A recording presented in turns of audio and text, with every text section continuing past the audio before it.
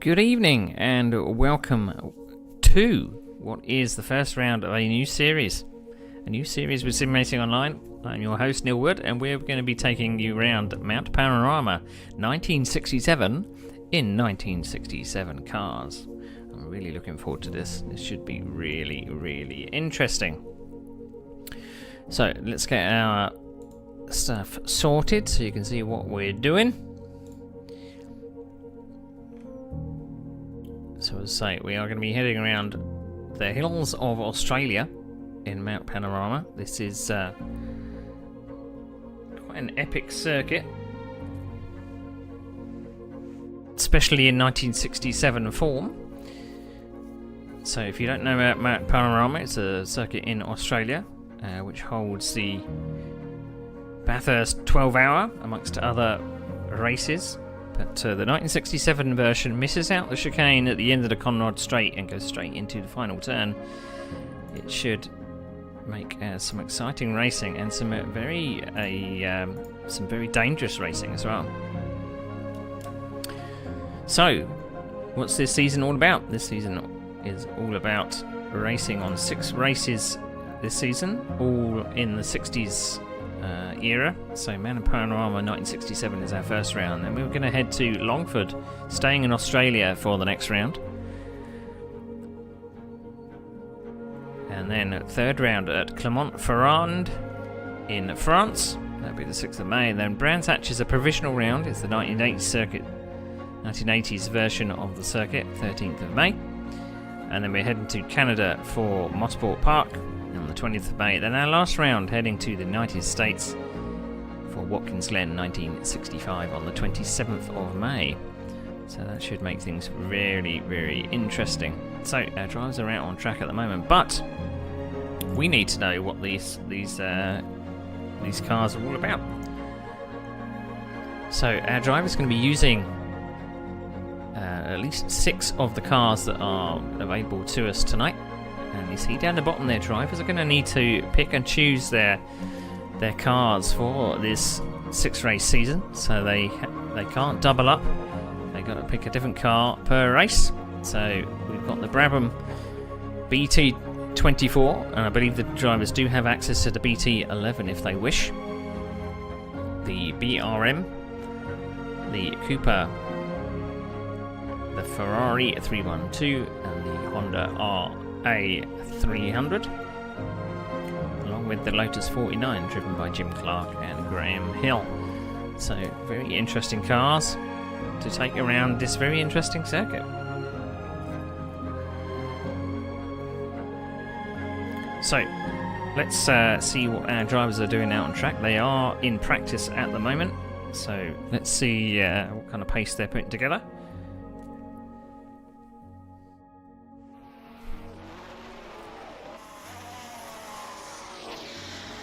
Currently in practice mode at the moment. We have about 10 minutes of practice left, which gives us an opportunity to see what the drivers are doing and what kind of pace they are setting. So currently looking at Costas Kanzouris in the Honda, coming down what is the fastest part of the circuit, which is the Conrod Straight.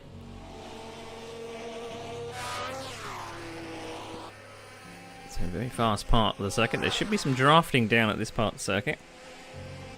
On the normal circuit they would be turning off by now, but this is heading all the way down to the final corner. And slight lip over the top there to the finish line. But the mountain is pretty much unchanged for this circuit as opposed to the modern part. It's a little steeper in places, at least in this version of the circuit.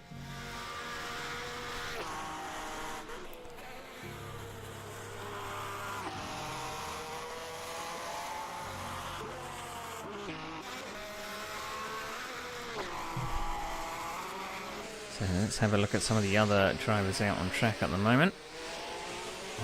We have Lars Hagman in what is the Cooper.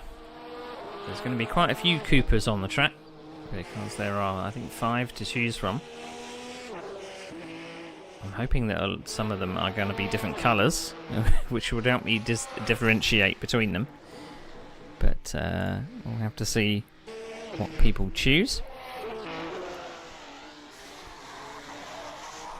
Through the tight and twisty mountain section. These cars don't like the change in, I was going to say, the change in height. You do drop down quite significantly in these in the mountain section. So that's the Cooper. Perhaps we'll switch to Phil Brown. He's just coming out the pits. You need to actually come out the pits. You need to turn right and then turn left. So he's actually going down the pit straight the wrong way, and then he will turn this corner and go up the pit straight. So currently using Graham Hill's Lotus 49. I am surprised to see a lot of people are in the pits at the moment. I don't know whether they're having a little bit of a break before they take on quali.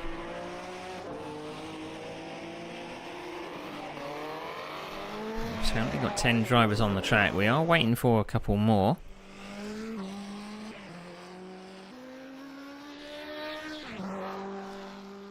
So let's try and find another. So Jim Cavallo is one of our other drivers in a different car. He's not currently out on track at the moment, so we can't see what he's doing. He's in the Brabham.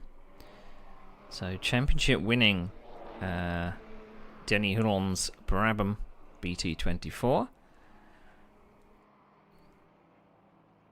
Actually saying that Romain Lebreau is actually in the Brabham as well, but he's in a little bit of a different coloured. No, that is an Eagle. That is an Eagle. The logo kind of confused me there. And then we have John van der Geest in the Ferrari. Lovely sounding Ferrari 312.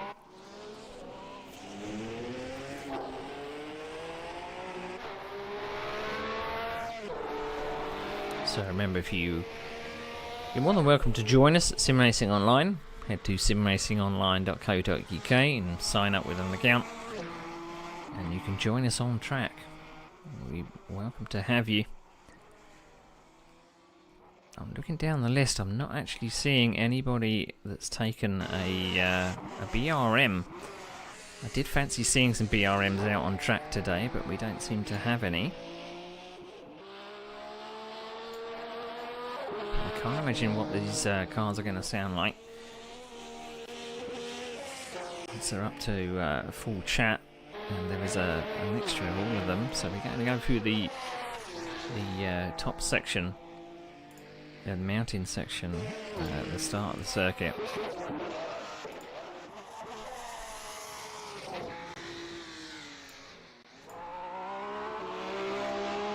So a lot of people waiting. I think they're waiting for quali to roll over. Maybe we're waiting for another driver to rejoin the server, because I think they had their name incorrectly. So Maddie Shepherd, the only car out, or no, only three cars out on circuit at the moment. Now, if you were with us recently, we did the 1950s championship, and the 1950s championship was kind of dominated by the Cooper. And I'm seeing a trend here, but again, the drivers in this series will need to take a different car per race. So that is a stipulation that the admins have set. It's 60 minutes of racing. We're not expecting anyone to pit for fuel or tyres. There's this very difficult section at the start of the lap. Let's see if I can find my track map so I can tell you where they are. So coming through Forest Elbow. No, that's the quarry. My apologies. Then we go through the cutting section. Large banks either side. Then up to Griffin's Mount. Then down the hill of the Hollow. This is Park Corner. It's very scary coming through this part of the circuit because barriers are very, very close. Through Skyline we go, and up to what is the S's, but you know, coming down the hill all the way through this, you get some big air coming out of the S's and the Dipper, and aptly named I think, and then Forest Elbow. This is the last corner before the big long straight. So hard on the throttle and just have to hang on. I don't know whether we'll get a good camera view of the elevation change, so it comes down into the dip and then over the top, and I think there's one more dip coming down. Indeed there is. It looks like a roller coaster, doesn't it? But we're hoping that there isn't a big attrition rate for this. I imagine that a few people are going to be pushing on, but we hope that people use the drivers use their racing sense, and we've got 60 minutes of racing, so it's a long old race to be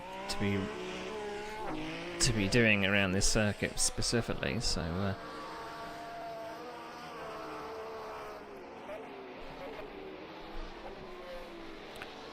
Mandy Shepherd comes back into the pits. Let's see if we can find another driver that's a nice sounding Honda of Costas Kanzeris. It's coming across the line for another lap.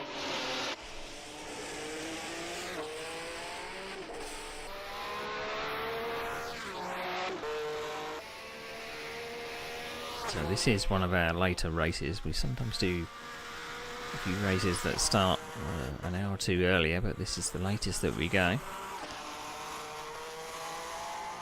Trying to support as many time zones as possible. Of course, most of us are based in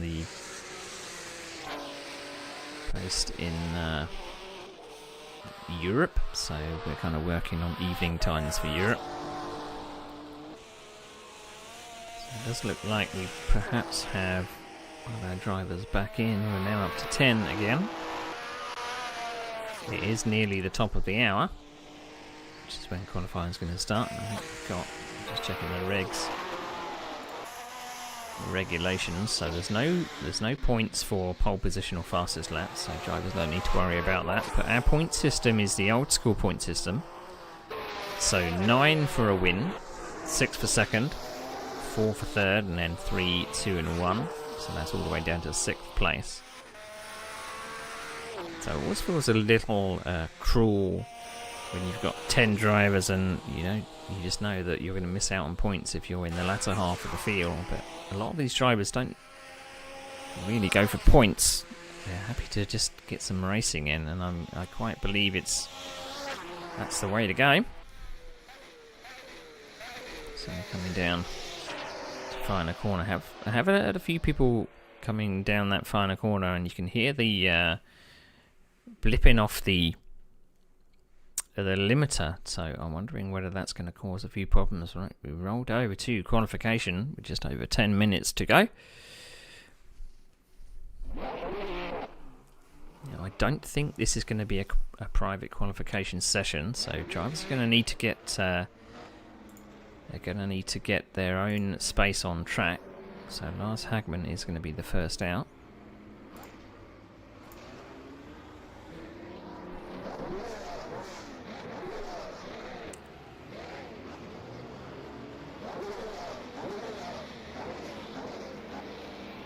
So in theory, our drivers are possibly going to get about 6 laps in. No, that's incorrect. They can't be getting 6 laps in. What am I talking about?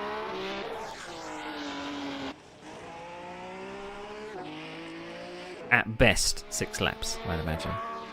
But we shall see. But I'm interested to see what kind of speeds the drivers are going to be getting at the end of the Conrod straight.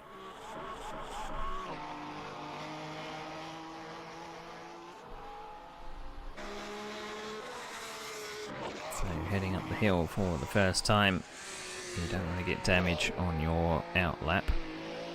So with this Sim Racing Online, we have rules in qualification, which means that you have to do your out lap, your fast lap, and then your in lap. if you have an accident out on circuit and you can't get back to the pits, that is qualification over. I'm looking on the track map, I can see that a few drivers I've pretty much spaced out. There's still a few coming out of the pits at this point, but we are following Lars Hagman. Now, bear in mind that I am using a plugin to switch the cameras, so the game is going to choose who we search for. I can override it at certain points, but then the plugin can possibly override me as well, so it makes it a little bit easier to follow the action. So we're down the Conrod straight for the first time. And it's going to get pretty lonely if you're out in the back, or if you're in a place with no cars around in the race. It's going to be a pretty lonely place to be down that back straight, I would imagine.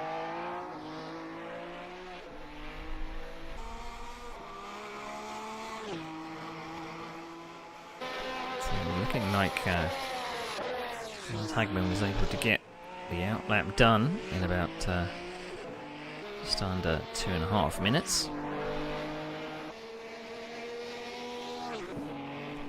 So let's have a look at some of the other cars on the track while we are waiting. So Costas Cancer is not far behind, second on track at the moment in the Honda.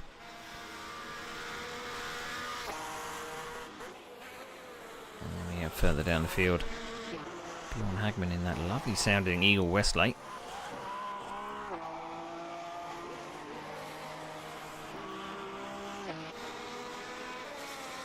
It's got a very unique shape, nice and blue.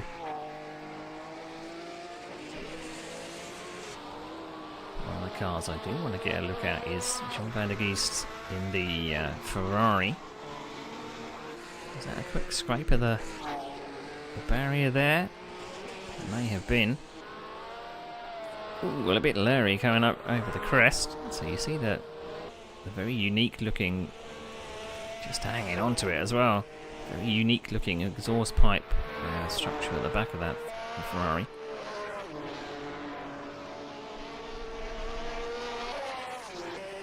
So Lars Hagman is the, as you might expect, the fastest car out on the circuit at the moment.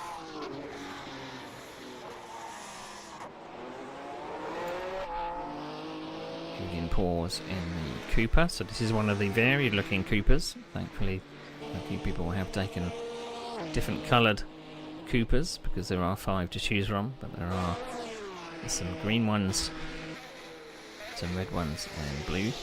So Costas Kanzouris coming up over the line. So first set time was Lars Hagman 1:54.0, so just under 2 minutes. Kanzouris immediately goes up the provisional pole with a 1:52.8. So he is the driver to beat in the Honda RA300. Julian Paws now drops into third with a 1:54.2, and Romain Lebreau 1:54.5. It's quite close between third to fifth there. Jim Cavallo now pops up to fourth. So 1:54 seemed to be the pace of the rest of the pack, but Costas Kanzouris has this car absolutely hooked up. It does look like on the edge of adhesion.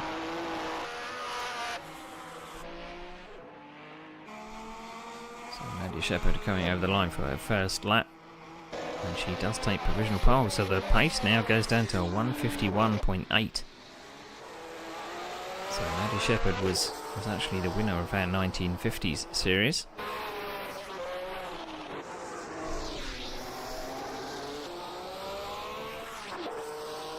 So we've now stepped into the 60s. I wonder if we're then going to go to the 70s. It'd be good to have possibly a series with some 70s cars. So this is before they started with aerodynamics.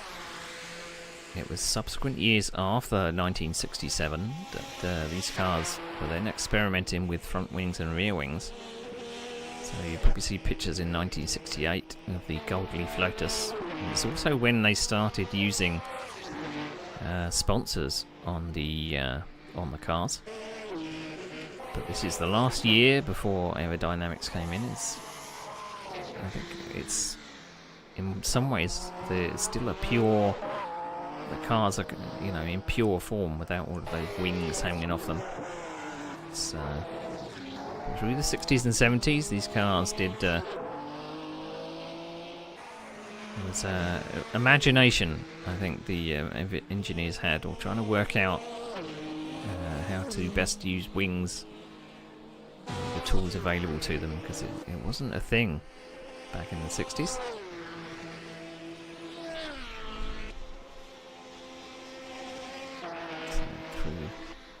Shepherd goes for another lap. Doesn't look like she's going to put a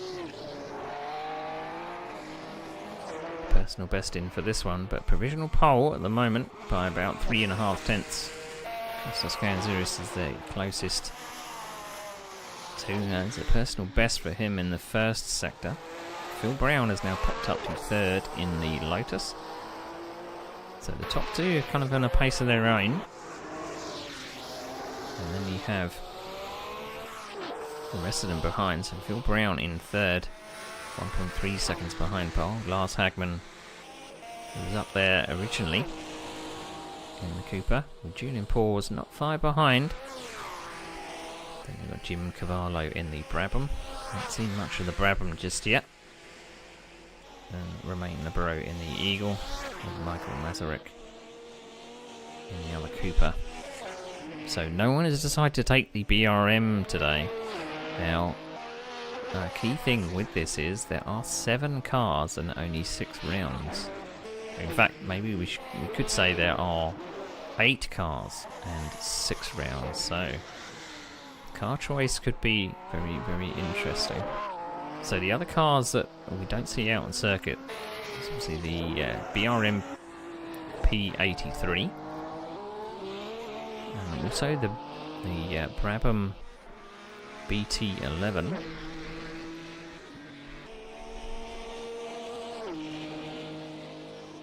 So we'll have to see whether those cars are possibly going to be used later on in the season. I'll have to get my cheat sheet out so I can work out who's taken what car. But it does add a little bit of strategy to these races.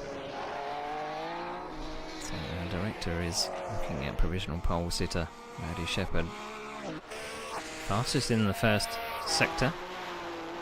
And if Kostas Kanzouris has any for her. So the gap is now 2 tenths, nearly 3 tenths of a second. I think I like a little bit of a mistake. I don't know if that was a bit of a deceptive camera angle. It kind of looks like the cameraman is standing in the middle of the track there. So we tightened up at the front. So Shepherd has now possibly got a challenge here. I'm just seeing where she is out on circuit. She is on another lap, because that will be her last. Kanzouris may be able to close that 2 tenths. Maddie Shepherd is possibly extending her gap. It does say that she's fastest of all in the first sector. So qualification has now come to a close. We do have someone stopped out on the mountain, which is Phil Brown. So Phil Brown has come to grief part way round, so he will not improve his 4th place. Kanzouris is now in the pits, so he can't improve, and Julian Paws is now 2nd place, provisional 2nd place, 0.05 of a second, so he got very, very close. But I have a feeling that Maddie Shepherd is possibly going to blitz this time and improve provisional pole. So coming down to the last corner, try and stay as wide as possible to get a wide entry into this final turn. It looks like a very vicious gap in the Armco there as well. If you get it all wrong coming out the final corner, then possibly if you shoot the gap in there, and possibly it might be race over for you, so drivers have got to be very, very careful. So the only driver that could possibly challenge is Lars Hagman in 5th. Personal best in the first sector, 43.3, so only 2/10 down on our provisional pole sitter. I say provisional because I'm unsure what Lars Hagman is putting together here.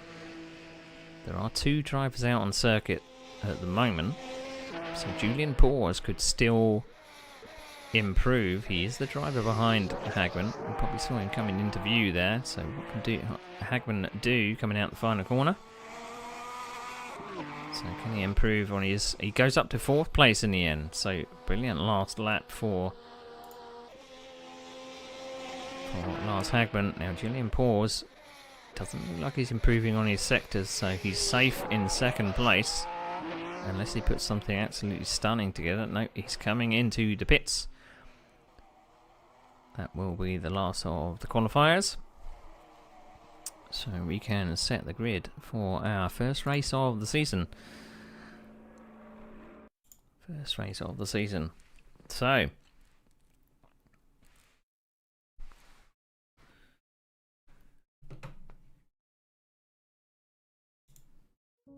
quite a flurry of activity in that first part of qualifying, so we're going to have a look at our starting order. So Maddie Shepherd takes pole by about 2/10 of a second in the end from Julian Paws, Costas Kanzaris in 3rd with Lars Hagman in 4th.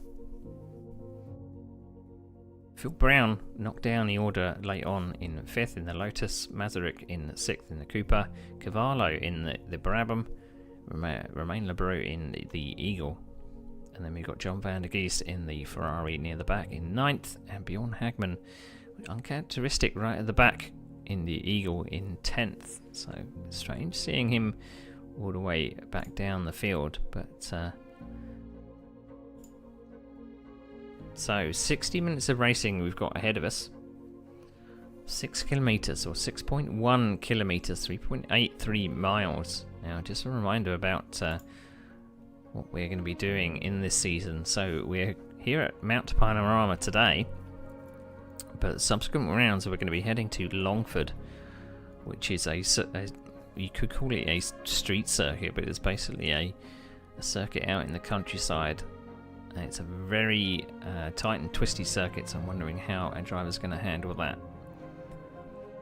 So that again is a 67 version at the end of April, and then we head to France for Clermont-Ferrand 1965. It is the longer version of that circuit, sometimes referred to as Charade, but the older circuit, which is basically 3 times as long, and that's going to be a big challenge, kind of similar to this circuit with its mountain section, but the mountain section goes on and on and on and on. And then our provisional round for Brands 1986 on the 13th of May. Now, I have heard on the grapevine that we're actually waiting for a track to get a little bit of a spruce up before we put it on the calendar. And it provisionally could be Fuji Speedway, but we're just waiting to see. We do have a few other options on the table, but we're waiting for Fuji Speedway perhaps. Now, Mosport Park is in Canada. That will be on the 20th of May, so a race a week. So busy, busy, busy. So Mosport Park hasn't really changed its layout in the number of years that it's been around, but it did feature as part of the game Grand Prix Legends, if you're familiar with it. So in the last round, a circuit kind of dear to me because it's a circuit that I ran quite often and I did quite well at in other games, but it's the first time that it's actually appeared in R Factor 2, Watkins Glen at 1965, so that will be our last race of the season on the 28th of May. So let's head back to the track.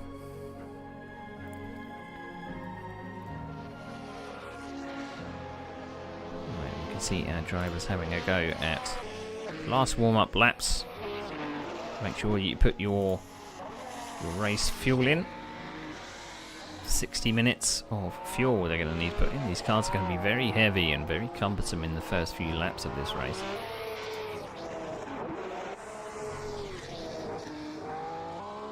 So let's see what kind of speed this Cooper gets up to at the end of the Conrod Straight.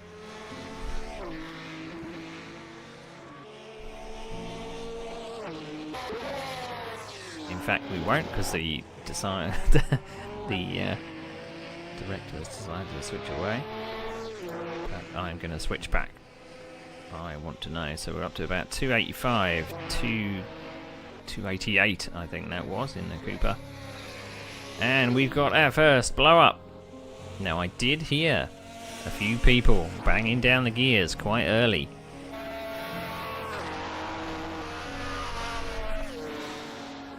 So drivers are not going to survive if they're banging down the gears like that. They've got to be very careful with that red line.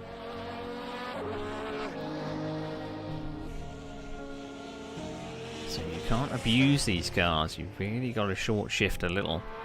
Stay away from that red line. I don't know if any of the cars are particularly like their real-world counterparts. If they are, then the Lotus is going to be very, very fragile. We do have a couple of Lotus. We have one Lotus in the field, so how long is Phil Brown going to last?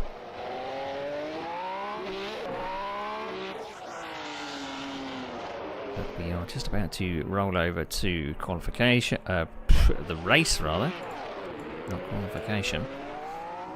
Warm-up is nearly over. Everyone's sitting around in their camper vans waiting for the race to start. As am I. So I'm looking forward to this. This should be some exciting racing.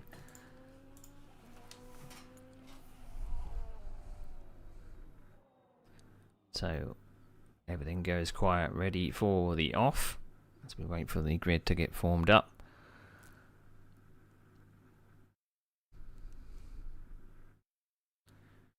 So 60 minutes of racing. It's a very tight turn one, and then we're going to be heading into the short straight.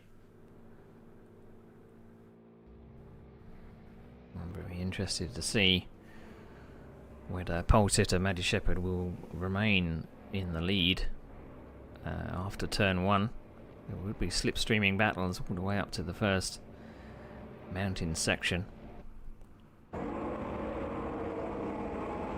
So it is a standing start. There's no formation laps or anything like that. Drivers will be away after the green flag man.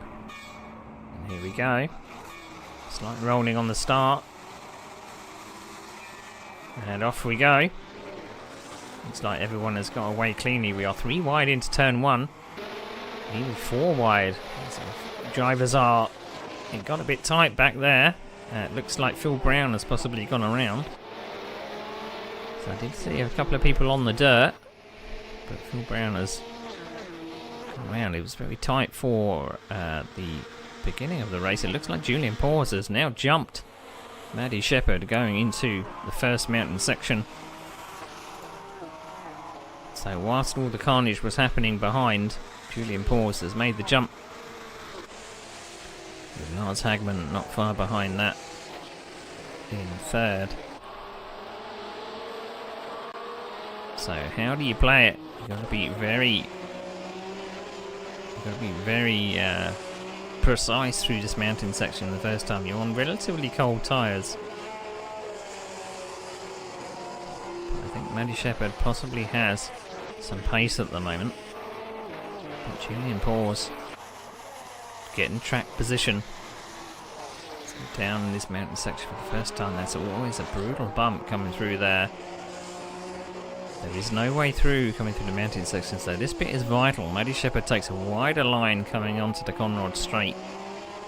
So, drafting is going to happen. So Julian Paws and Maddie Shepherd are away. Lars Hagman and Costas Kanzouras in close proximity. So, heading to what will be the inside for the final corner.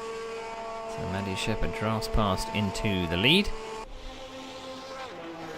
3 Coopers out in front with the Honda of Kanzouras just behind there, so it is Cooper. Okay, Zurus was overtaken by Hagman, it looks like. Now it's Julian Bors' turn to have a crack at the car in front. So following someone through the mountain section is going to be very difficult. Now, who was it that we saw blowing up in qualification? Or warm-up rather. I think it was actually Julian Bors that launched his engine. So perhaps he's got to be a little more careful about what he does with that red line. For the moment, Shepherd, Bors, Hagman, Kanzurus, slightly wide coming into that mountain section. It's so difficult. Some of the corners are pretty much unsighted, and some of these blind crests. So the top four are pretty much spaced out. I'm not seeing any yellow flags for the rest of the field. We did see Phil Brown coming to grief in that first part. Looks like Kanzurus has found a bit of a straighter line coming through that section there. Car not getting too unsettled, going over the grass a little bit. There's no curbs or anything back then. This was just, it's either dirt or fence. So as I say, Phil Brown has got going again. He's just a little bit out the back in 10th.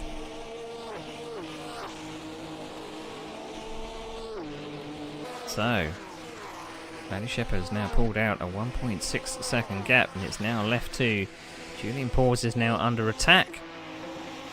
So rather than catching up to Shepherd, he's now under attack by the next Cooper in line, which is Hagman, who gets up the inside. So is Bors going to be able to fight back instantly? He needs to defend a little in turn 1, I feel, because there is a rabid Honda. That looked like a bit of a late move there. I did wonder whether he actually meant to go up the inside. It looked like a little bit of a look, but then he found that he was closing in a little bit faster than he wanted to.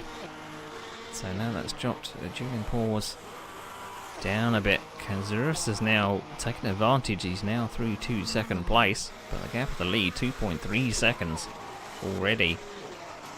So looking at my lap counter on the top there, it says 30 laps. I think it's lying. That's not true. It can't be, can it? 30 laps? That's a long way.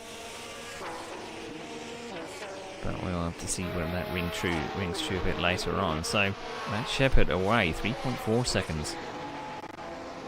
Kanzurus and Hagman are left to battle. But what's happened to Julian Bors? Masaryk has now got by. So, as luck would have it, Masaryk, you can see Masaryk just going slightly wide on the mountain. He is the other blue Cooper. So it is Cooper, Honda, Cooper for this first round. So it won't be like this for the rest. So remember, drivers will have to pick their cars for the second round. Maybe the rest of the field gets such an opportunity to use the Cooper for the rest of the season, or at least for one race this season. So Julian Bors and Michael Masaryk absolutely side by side, but I think Masaryk has got the inside line here. And in fact, he isn't the one with the inside line. He's the one with the white helmet, and Julian Bors is the one with the red helmet. So Julian Bors was able to at least defend or get back past. After a little mistake into turn 1, he's got some catching up to do. So we're concentrating on the top 5 here. Constant battles up front. I imagine it's going to settle down a little. But this has given the top 3, or at least the second and third, an opportunity to get away. So Julian Bors and Masaryk are having a ding-dong battle back here. So I'm wondering whether possibly the director might let me. So there's another battle back here between Romain Lebreau. with a gaggle of cars just behind. So that's Jim Cavallo out in front of Romain Lebreau. So Jim Cavallo in that Brabham, Romain Lebreau in that Eagle, with an Eagle just behind as well.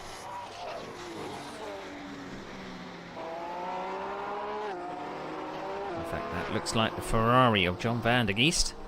Some good battle back here. It may be further down the order and there'll be no points for this, but this is a fabulous battle. I want to look at the battle between John van der Geest side by side with now Phil Brown has caught up with the back of the field and is making his way through. So Phil Brown was quite far up on the grid, so he does have pace. So that Lotus proving to be strong down the straight. He's maybe going to have another go at the car in front. So Lotus versus Eagle. Has he got enough pace to overtake? I don't think he has. Phil Brown making up for lost time. So you see how that fence coming out of the last turn there, juts out at you. So Phil Brown maybe having a look up the inside, which means he's possibly going to be slow onto this straight coming up. Fabulous battle back here. Side by side again. But he's going to be on the outside. He's already overtaken. I wonder if that's possibly Bjorn Hagman playing the long game. He knows that Phil Brown has got some pace. He just wants to settle in. 51 minutes. It's a long old race. So Maddie Shepherd is away by 3 seconds in the lead. And also Kostas Kanzouras has managed to pull a gap on Lars Hagman in third by 2.5 seconds. Now back to this battle. The Lotus now chasing Romain Lebreau in the Dan Gurney Eagle, as it were. Although I don't think this one's the Dan Gurney Eagle. I can't remember the other chap. Was it that was Ginther, wasn't it? Yes. So Ginther basically chased by Graham Hill.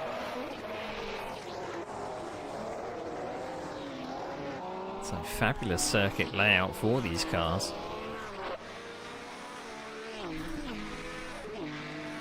So down the Conrad straight. Lotus power coming over the top of the hill. So Romain Lebreau remains on the right hand side. That's a lot of slipstream. Looks a bit sketchy when overtaking over that crest though. It looked like he got a little bit of air there. I wondered whether he's actually going to make it into the last turn, but oh, he did say that he was going to be a little bit sketchy. So he came over that crest and the car didn't look settled. But he managed to keep it in a straight line. So Phil Brown can now go chasing after Jim Cavallo in 6th. That final championship point.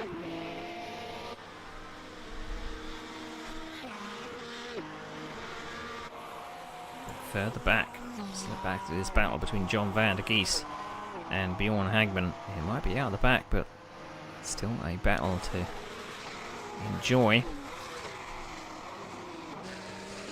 So the only Ferrari in the field currently. John van der Geest being chased by the Eagle of Bjorn Hagman. So I'm wondering now whether Lebreau is going to come back towards these guys. Now that Phil Brown has passed and is up to 7th place, this might now be a battle at the back of the field between these three.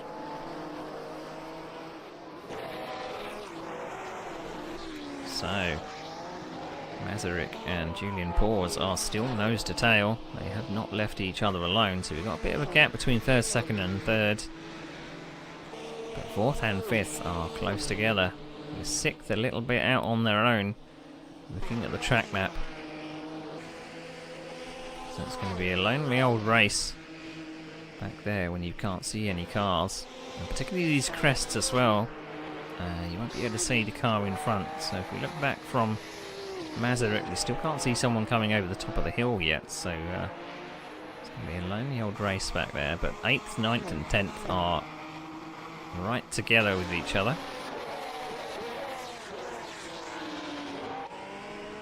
So So let's hope that these drivers have possibly...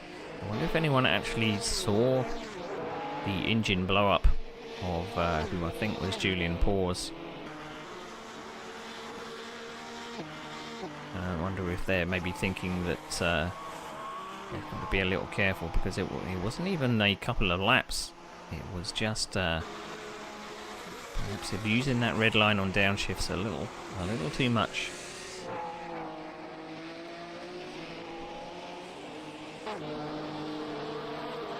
So we were expecting about 16 drivers today. Unfortunately, a few people haven't been able to join us. It would be good if they could join us for the next round, because it's a flurry of activity. What is a very difficult circuit for these cars. I wouldn't say there are really any easy circuits. The admins have chosen some very interesting circuits. Staying in period with these 1960s cars. Cars wouldn't necessarily have been driving on them, but still very well suited.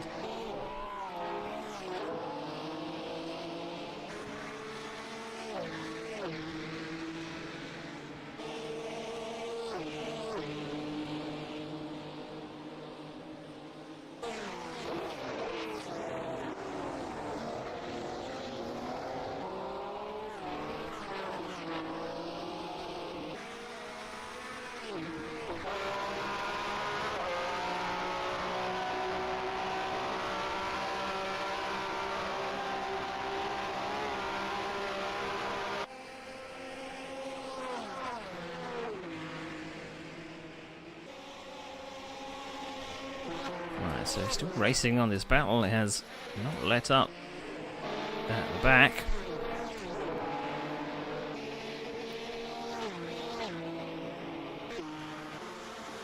So Julian Paws with Michael Masaryk just behind.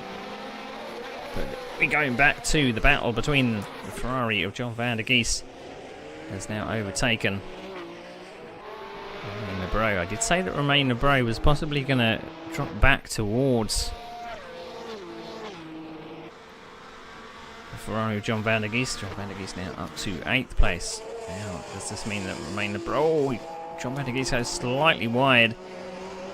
Manages to stay off the fence. This is a very tight portion of the track to go into. And Bjorn Hagman back there just keeping a watching brief. So if many mistakes happen from Romain Lebreau, then Bjorn Hagman will be through. So, quarter of the race done. 45 minutes. Still Shepard that leads, Kanzuris in second. Miles Hagman in third. Julian Paws in fourth. With Masaryk not far behind. So, is this one's going to be for the remainder of this race between fourth and fifth? So, there's a difference in a couple of points between these drivers. Points being very hard to come by, as Masaryk has to go down the inside, makes his move very, very late. He can't quite do it on the brakes, but maybe he might put Julian Paws off a little, so perhaps not feeling very confident on the brakes. Lebreau is coming back at the Ferrari of John van der Geest, slipstreaming down the Conrod Straight into the last corner. John van der Geest was able to get it stopped, but does he go wide? He doesn't. He keeps it on the circuit. That Armco looks like it's inviting a couple of drivers to run wide and go through that gap. Holding my breath every single time. So that was good braking down into the final turn. I didn't think that John van der Geest was actually going to get it stopped, but he did.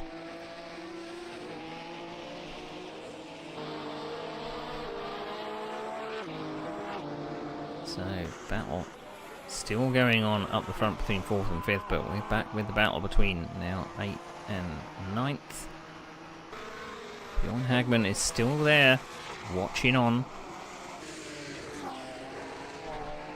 And you would think that while John van der Geest and Romain Lebreau are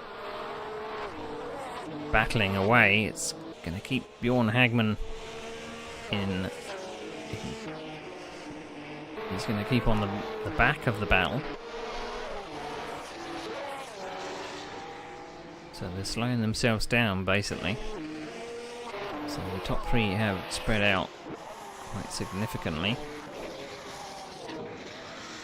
Fourth and fifth they're now within the second, fourth and fifth, but although they went over the sector marker and it's now 2.4 seconds, so something happened to Masaryk in that mountain section on that lap. So this is the closest battle on track at the moment. 8th, 9th and 10th. So John van der Geest goes defensive very, very early. He fancies of taking up that inside line, going all the way down to the last corner. But can this Eagle have enough top speed and enough braking power into the final corner? Indeed it does. So it doesn't matter what side you're on. That slipstream effect is very, very powerful. So battling away. So John van der Geest maybe having to go up the inside. He locks it up, unfortunately. Slight nudge into turn one. So at the last point of braking, he did lock up a little, and it looks like he's possibly lifting off and letting it remain go ahead. So again, it looks very sketchy going up to turn one. In fact, turn one onto that short straight. It means that drivers are maybe having a look, but then the gap suddenly closes. So through the mountain section, and John van der Geest getting very sideways over that crest. Now I would liken this to possibly driving Formula 1 cars on a rally circuit. That's what this feels like, with these crests and some of these sections of Mount Panorama. So now, because of that mistake by John van der Geest, I'm very impressed he got it all scooped up, because that was a big moment over the top. One of the highest points of the circuit. Fastest lap time of Matty Shepherd, putting in a 1:53.3. So coming down towards the qualifying pace. Still a couple of seconds away.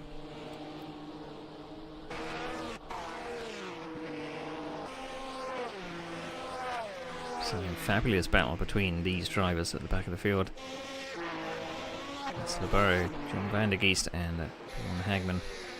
Spaced out a little. So I wonder if perhaps that little wiggle by John van der Geest in that one of the most precarious section of the mountain was probably gave Bjorn Hagman a little bit of a scare. So he's now been able to put a little bit of a gap. So John van der Geest can now go and fight again after Romain Leboeuf in that Eagle.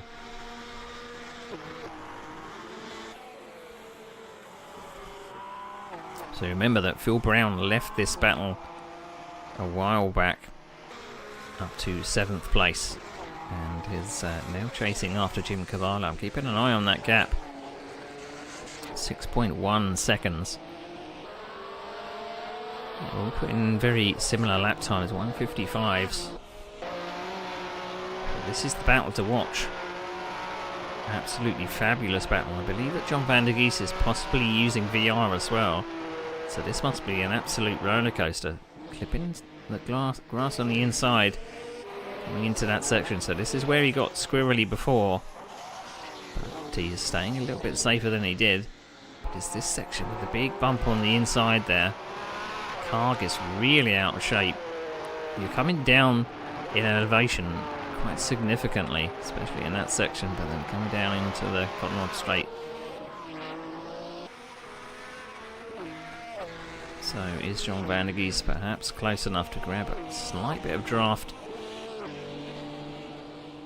So Romain Leboeuf looked like he was getting a little bit sketchy over the top of the crests here.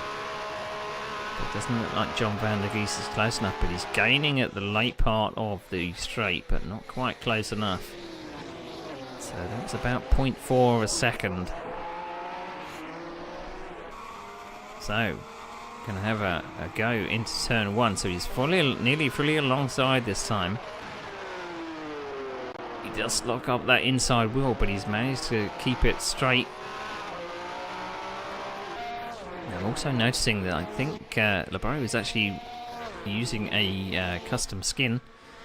So he's got his name on the side of the car, so paying homage to Siffat's, I think it looks like Siffat's car.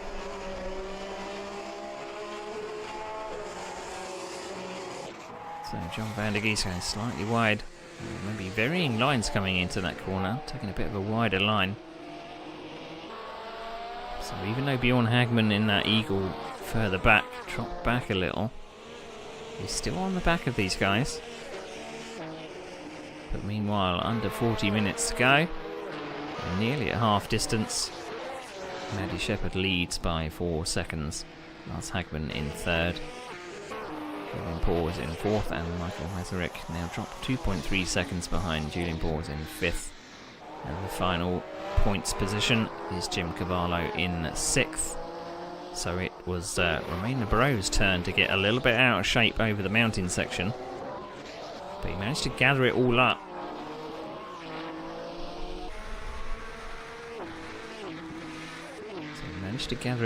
And he's, although that Ferrari got a good exit onto the Conrad Straight, it's going to be switch around positions than it was last lap. John van der Geest staying in the centre of the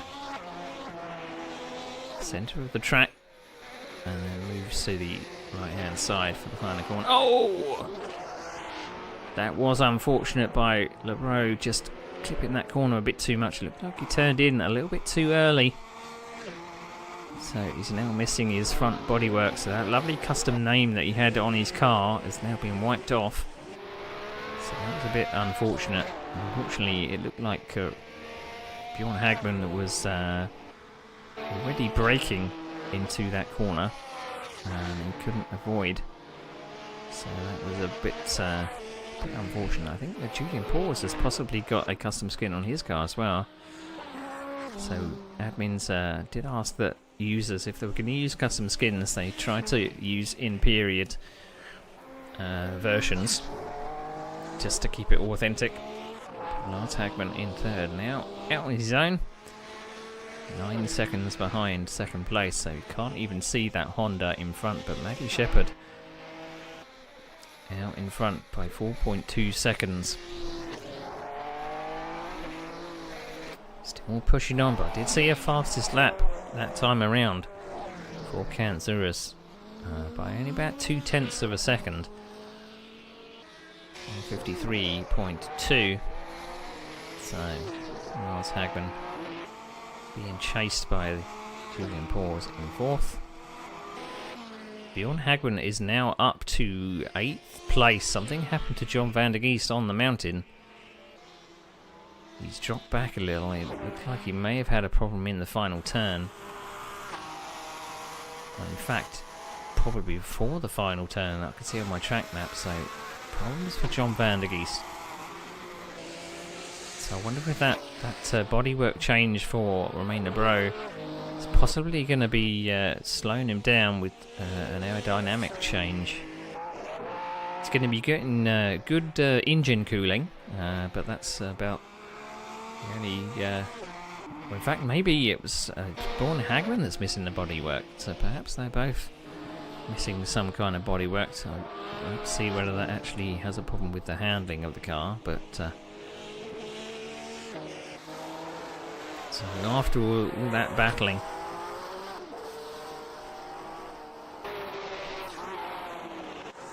they've now spaced out a little. So Phil Brown continues his chase up to Jim Cavallo. Looks like he may have been a couple of mistakes, because that gap was at about 6 seconds. It's now up to about 9. So 8th place. It looks like Bjorn Hagman has come to grief on the mountain section. It looks like a 4-point turn for Bjorn Hagman on the mountain. There is a car coming of Romain Lebro, and Romain Lebro gets through, so that car's looking very, very second hand. So an interesting battle out the back of the cars that are missing bodywork.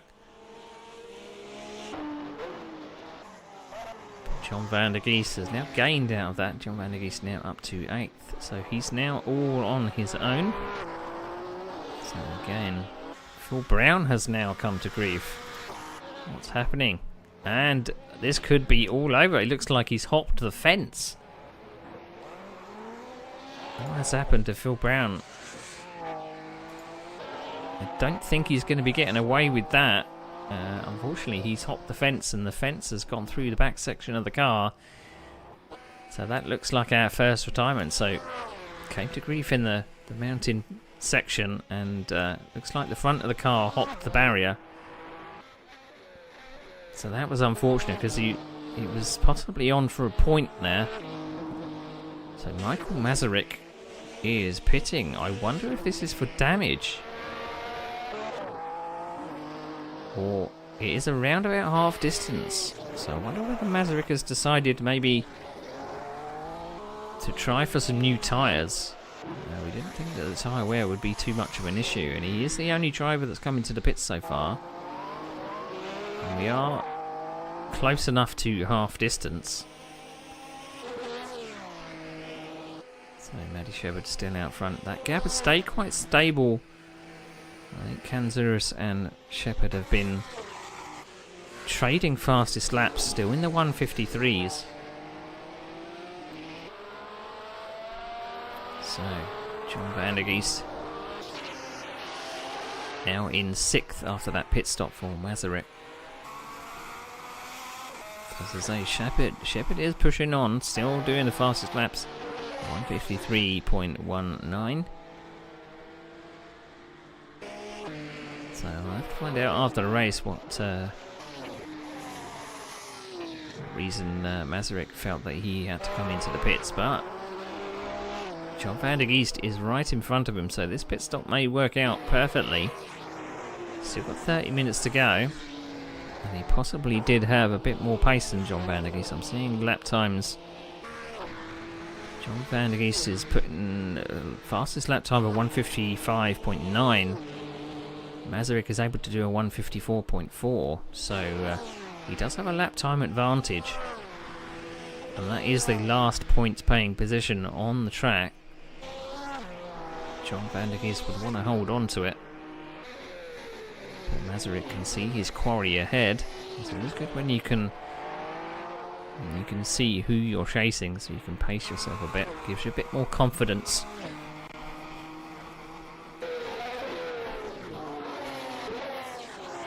So, unfortunately, due to incident, has kind of split up the battle out the back.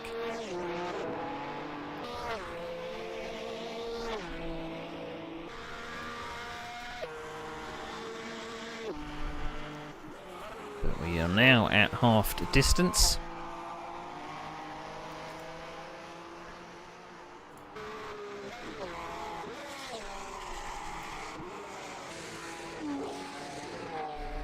Only one retirement so far.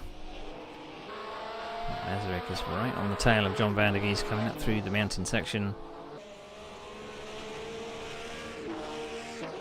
Basically hold on for dear life. Now Kanzuris' turn to put in the fastest lap. We're now down to a 53.0. So now that the fuel load is coming down, we are getting towards times for qualifying.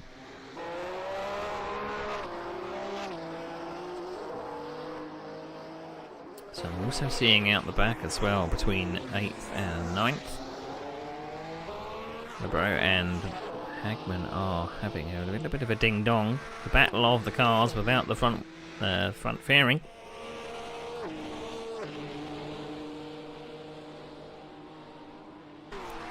So Masaryk is now 0.7. A little far back on this lap. I did see a little bit of, was that dust coming from the back of John van der Geest's car? I'm not sure if that was dust or maybe the car was grabbing the ground a little. I mean, if the car lets go, it normally tells you straight away. But or maybe it was a little bit of a graphical anomaly. So down the short straight from turn 1 we go. So if Masaryk can stay with John Van der Geest through this mountain section.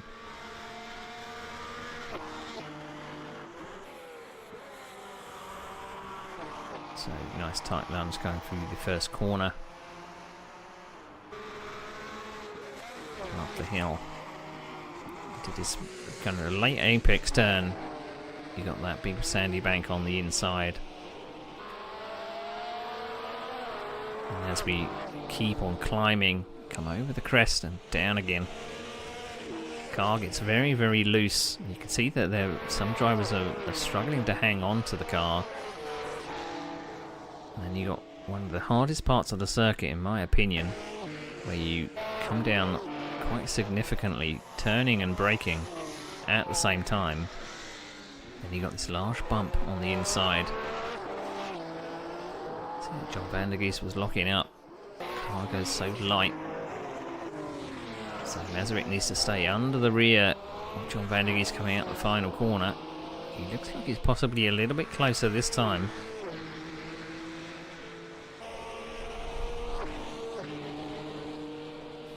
So I'm kind of interested between that battle, but I'm more interested in about this battle back here. I saw that they were getting close through the mountain section. So looks like a bunch of go-karts here. So they look very similar to each other. So Brabham out front with Bjorn Hagman possibly gaining. So the battle of the Eagles, but as we come down to turn one, looks like Masaryk got it all stopped. He ran slightly wide, slight touch into Van der Geest, but no damage done. Feels like he has to go defensive or go central. So John Van der Geest is going to have to be very brave if he wanted to go around the outside there. So quite intelligent driving. It's always very difficult when a driver puts the car in the middle of the track. It means there's not really a lot of space on the left or the right. So let's see whether this actually makes John Van der Geest increase his pace. Perhaps it'll make him go a little bit faster. But side by side, Bjorn Hagman isn't able to get over the top of Brabham. So in similar cars with similar damage. So not getting close to that sandy bank on the inside.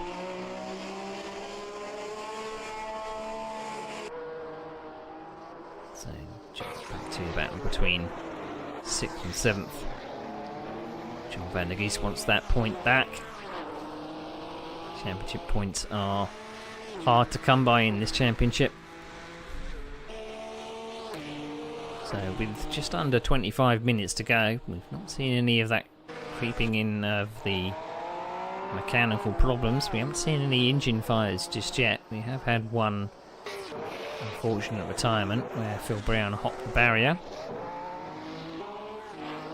And the battle is between these two Eagles at the back. So it looks like Hagman is a bit too far back for too much of a draft. Probably on the wisps of it. You need to be within about 0.6, 0.5 of a second. So he's probably right on the edge of it, but not close enough. I think you have to be within about at least 0.4 coming onto the straight to even have a chance of getting a slipstream and making your way by. But so battling on. Masaryk pushing on. So we're going a little bit wide. That was too close for my liking to that sandy bank. So he's going to have to be very, very careful. And as we've seen by a couple of battles back here, as soon as someone has an accident, then the car behind can't really avoid them. So now I'm also looking on the tower as well. Julian Paws has been looked like he's perhaps closing on Lars Hagman in third.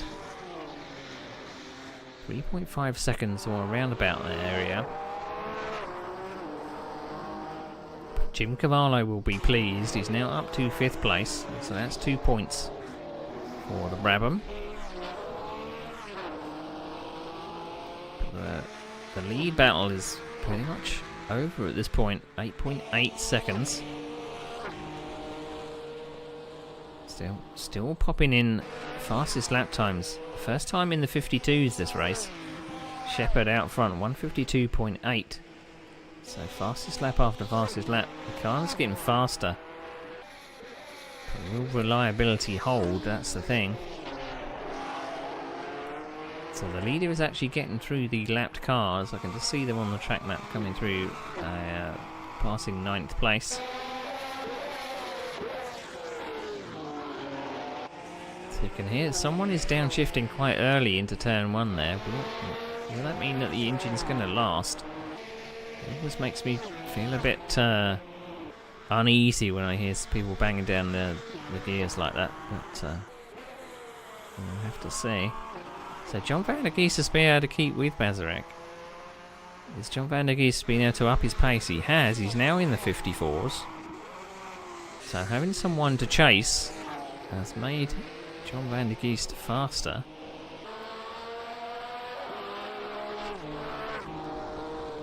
So now battling over 6th and 7th place.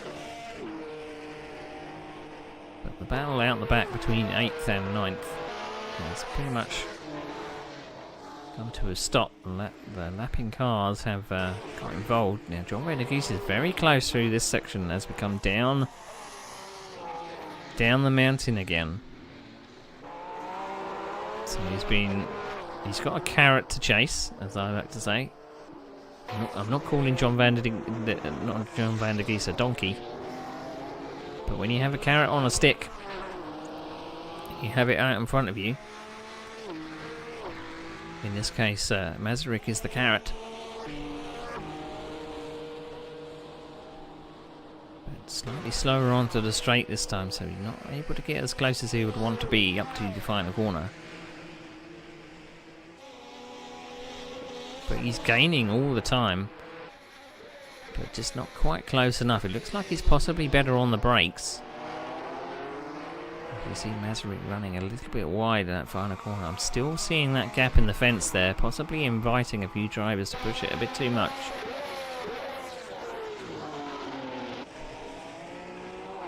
So this is a battle between what is a Cooper of Mazurek and the Ferrari power of John Van der Geest.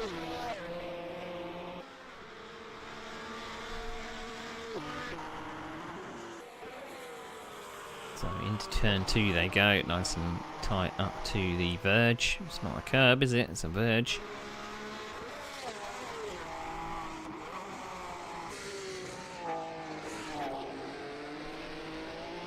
So as I said about some of the other tracks that we've got this season, as we come to 20 minutes to go, they are classic tracks. I think only 2 of which were the circuits that these cars would have driven on. So later in the season we have got Clermont-Ferrand, which actually was started its Grand Prix use, I think it was 1968. That was the first round at Clermont-Ferrand.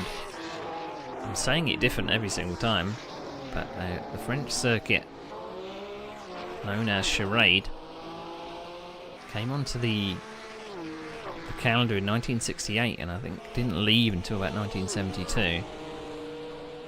But fabulous battle between these two coming over the crest. John Van der Geest is closer now. I think Mazurek again putting his car right down the centre, and he's maybe had a little bit of a.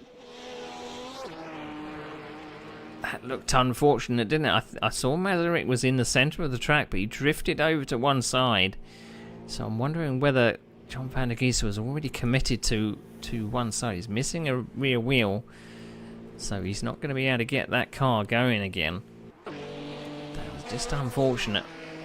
Unfortunately, we don't have a replay facility, so I can't see what happened there, but it didn't look like Mazurek was at least in the middle of the track going over the crest. And as you know, in the mountain section, some of these drivers have been a little unstable going over the crest, so I'd imagine if you were not pointed forwards, then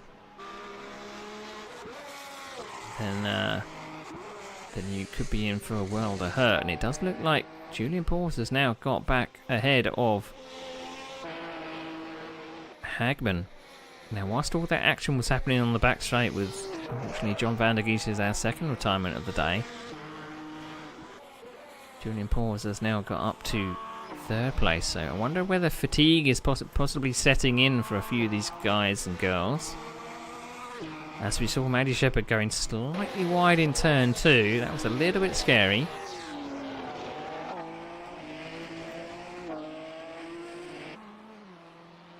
So Jim Cavallo. Haven't seen much of Jim Cavallo in the Brabham. But he's plugging away. Be a good consistent run coming home in 5th. So the field is spreading out a little. That is slightly scary. So still pushing on. Shepherd doesn't need to push this much.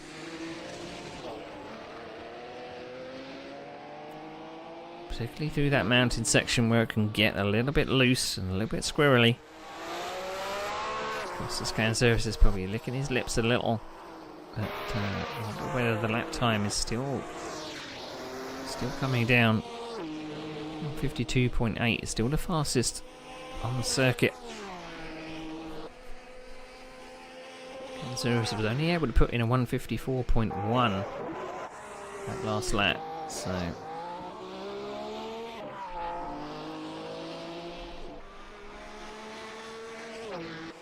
Julian Paws now thanking his lucky stars. He's now back on the podium, but he's now 14 seconds behind this man here. I mean, Julian Paws was I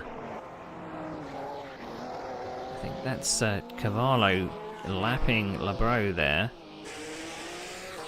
Yeah, because Labro's in 8th and Cavallo is in 5th.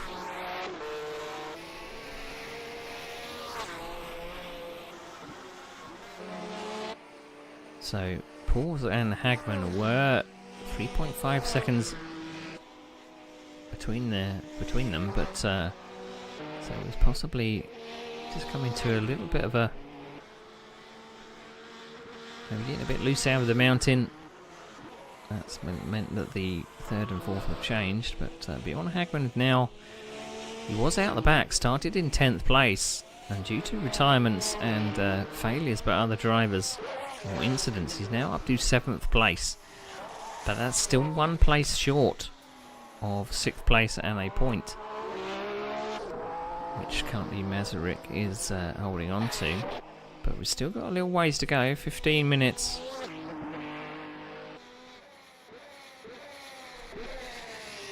So Masaryk banging down the gears there. Will this engine hold right the way to the end? Zooms back onto the Conrad straight. So that Honda's been pretty dependable so far. The top 3 are solidly in the 153s.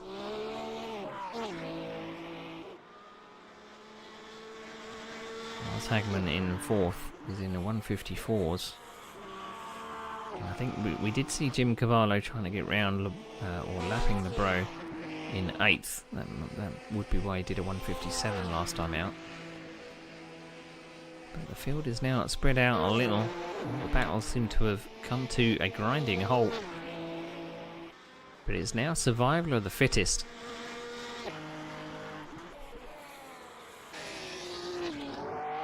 It's just a matter of getting to the end. So coming over the line, Lars Hagman was able to put a 54 in that time, so no loss of pace for Lars Hagman, no damage, or no apparent damage. So coming over the crest, still getting a little bit of a wiggle on, coming over that mountain section, the highest point of the circuit.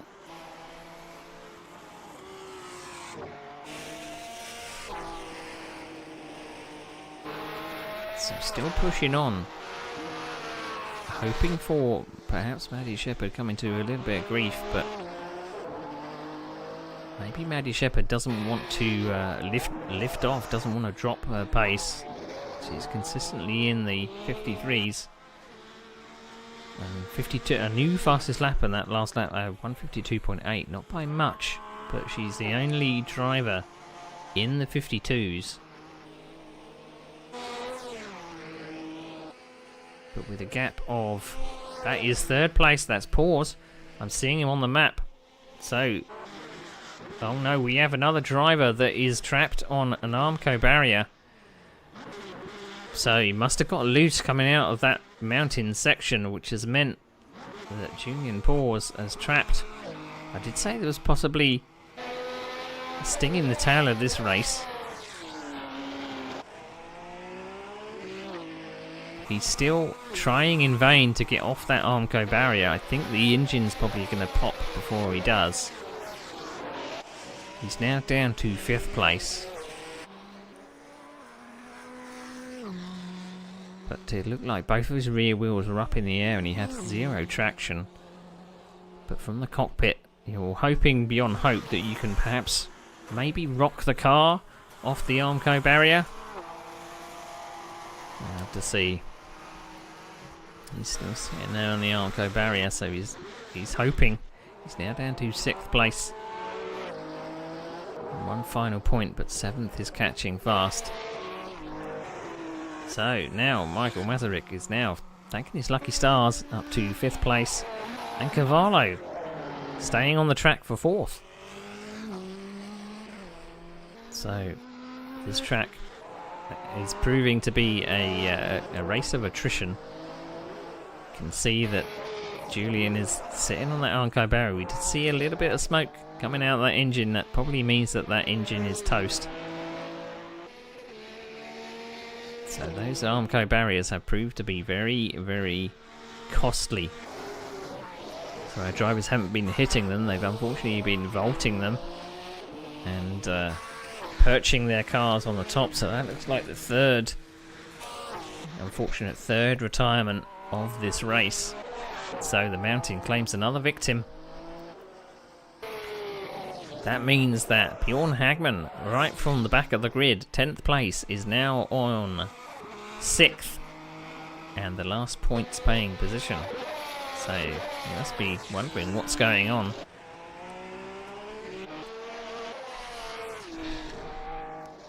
So that means Libero is going to go up to 7th place when he managed to pass the place where Julian Porge came to grief. So, just over 10 minutes to go. 7 runners still remaining. Let's see whether the mountain has any more surprises in store. Now, I'm wondering how many drivers actually saw the stricken car of Julian Pause. I know that if I saw a car that vaulted over the barrier, it would maybe make me think a little twice of pushing on, because I know that maybe next lap that could be me. So this place is taking no prisoners. So I was going through tracks we've got coming up when I was distracted by the flurry of action this happened. So other tracks that we've got in the calendar, as I said, ones that are maybe more suited or ones that these cars actually ran on. So Mosport Park in Canada is a track that they use quite significantly. And also Watkins Glen. Until I think about the mid-70s, Watkins Glen was a staple on the calendar, but it changed its layout from the version that we're using. So it's the shortened layout of Watkins Glen that we will be using, which didn't stay around for too long on the calendar before they started changing the layout of Watkins Glen. But I'm looking forward to the next round in Longford. That will be a very similar track to this. Not a lot of elevation change, but the track does narrow in places. There will be no cars going, I was going to say going 3 wide through some of these turns. They possibly wouldn't be able to go 2 wide. But we will be staying on Australia for the next round, which will be next week. So next Wednesday at 7:45 UK time, which is GMT +1. So now the lead is 11.8 seconds. So still pushing on. Faster lap that time around, 152.7. But barely hanging on to it through that section. I fear that we may see Maddie Shepherd coming to grief at one point.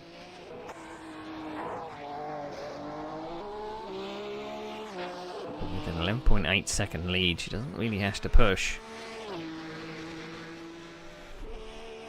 I'm hoping that we don't have any technical problems. We saw an engine launch itself in warm-up, but we have seen no such problems in the race. The only problems we've seen are incidents between drivers or incidents with drivers versus the track. And the track always wins in that respect. So Maddie Shepherd coming over the line. Should be about 4 laps to go, or just over 4 laps to go.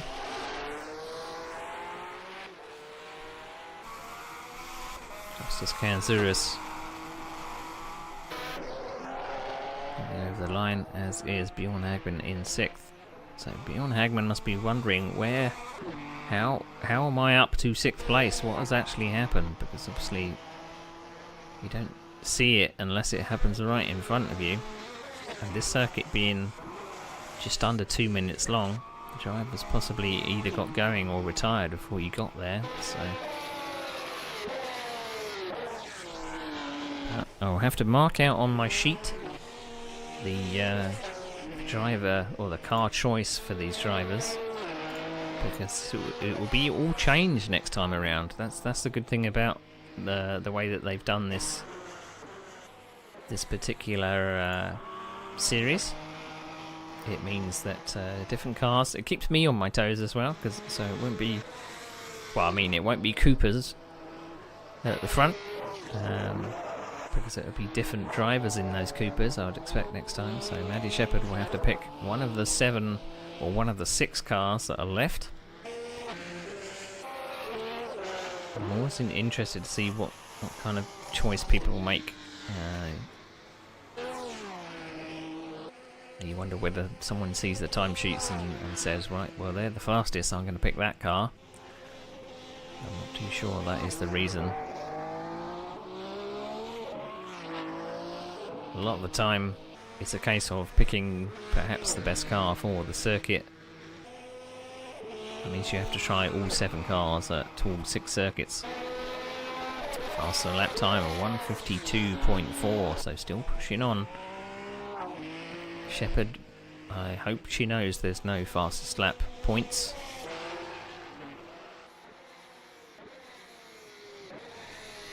But I'm tempting fate a little because I'm preparing some of the points. But we will have to see whether there's a sting in the tail. It's only 4.5 minutes to go, so not long to go. So Costas Kanzouris just coming up behind that poor looking eagle of it's possibly Lebreau, I think. 7th place it is. But the car doesn't seem to be, I mean, I'm not behind the wheel of it, but it doesn't look like it's handling that badly.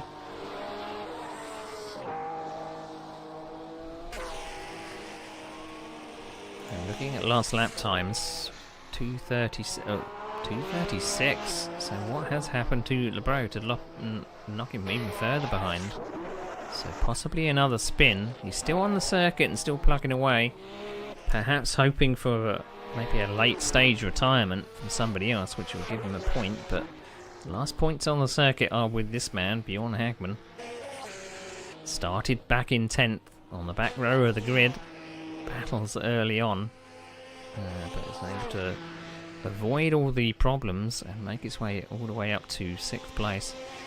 He did come to grief in the last turn when Romain Lebreau grabbed a bit of the fence, but Jim Cavallo has been not been on screen too much because he's just been going about his business. Seems to be in a little bit of a well of pace. The cars ahead have pulled away and the cars behind have been battling. But it sometimes happens that way.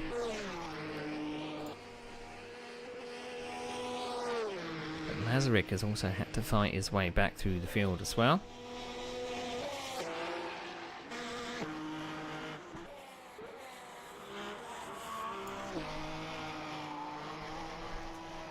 It's kind of a pity we don't do 10 race seasons, to be honest. You need a lot of staying power to win a championship that's 10 seasons, 10 races long. We have settled on about 6. Seems to be the magic number, but we're doing these every week.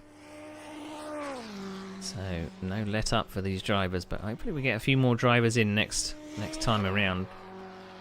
Perhaps people want to miss out this particular round because it is, or has proved very difficult for some of our drivers. Now, the only driver that we did see come into the pits as well was Michael Masaryk. So was that a...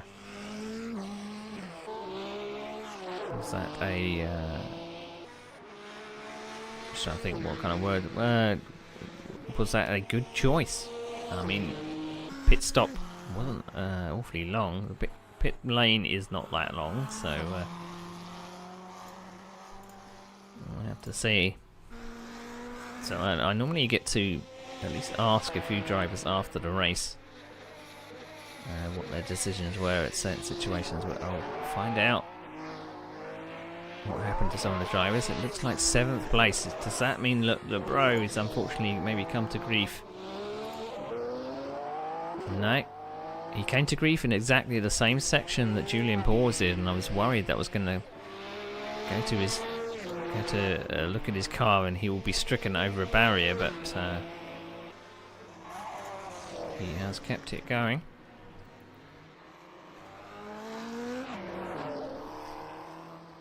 But Cavallo plugging away, running over the, I was going to say infield there. We did see that last time we were out in the classic cars, in the 1950s cars. Cavallo was in the Maserati, the only driver that took the Maserati. But they could stay with the cars throughout the entire season that time. But this time, not so much.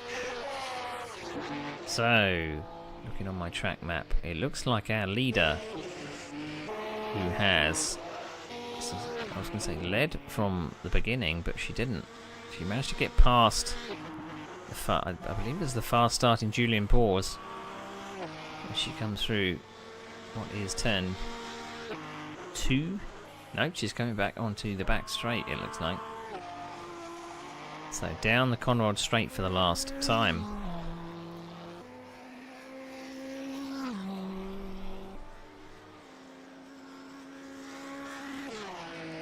So that looked like a Brabham just turned into a Cooper as we went past. So coming over the crest for the last time as well. And coming down into the final corner. She can't be caught. 15 seconds and through the final corner she comes. Nearly getting it absolutely sideways, but she will take the checkered flag for the first round of the 1967 Formula 1 Championship. So well driven by Shepherd. But we're waiting for the Honda of Kanzuris to come across the line. Donuts for Shepherd.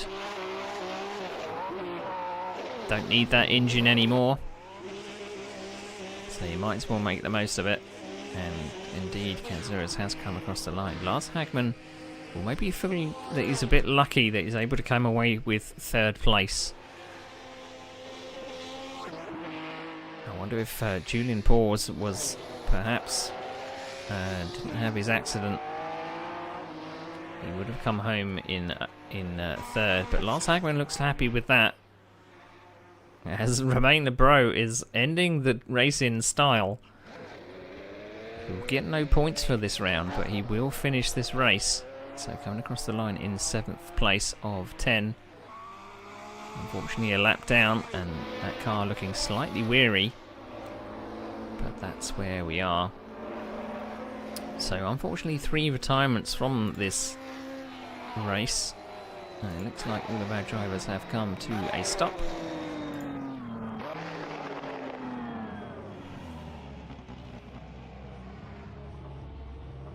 So, let's give you the final results.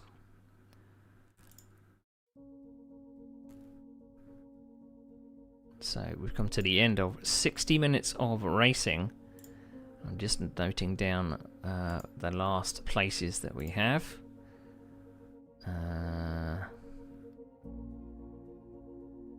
Yeah, so I want to go to the race results. Here we go. So, we had 7 finishers of 10. It looks like our session results are not loading for some reason. That is unfortunate. Not sure why they wouldn't be, because we've come to the end of the race. Well, I'll run through them manually. Maddie Shepherd did come away with the win. Costas Kanzouris will grab second. Lars Hagman in third. Jim Cavallo comes home in fourth place with Michael Masaryk in fifth. Then Bjorn Hagman in sixth, grabbing the last points of the first round. We then have Romain Lebreau coming home in seventh. Julian Paws was our first of our retirements in eighth. Then we have John van der Gies with 3 wheels in ninth. And then we had fortunate Phil Brown, our first of our retirements, that ended up vaulting over the barrier and wasn't able to get going again. So very unfortunate for Phil Brown. So let's see where our points. We don't want that one. We want the standings. I was generating the schedule. I've already generated the schedule. That's not what we want. We want the actual standings.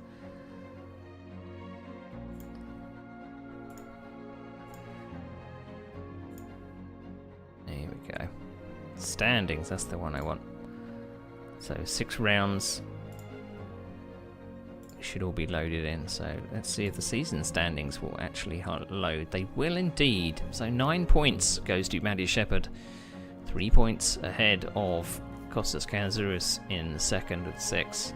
So Lars Hagman 4, Jim Cavallo in 3, Michael Masaryk with 2, and Bjorn Hagman grabs the last point with no one else scoring. So as I said, we are here every single week with 5 more rounds to go. It's going to be an extra challenge staying in Australia next time out at Longford. So the tight streets of Longford, there are a few long straights at Longford to possibly do some drafting like we saw today.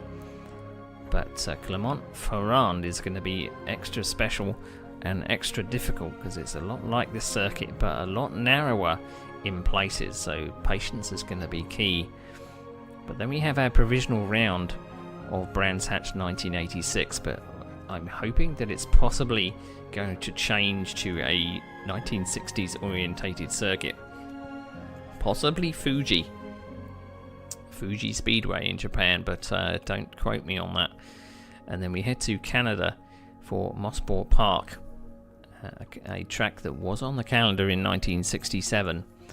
And then we're going to head to Watkins Glen at 1965 on the 27th of May for our last chance finale.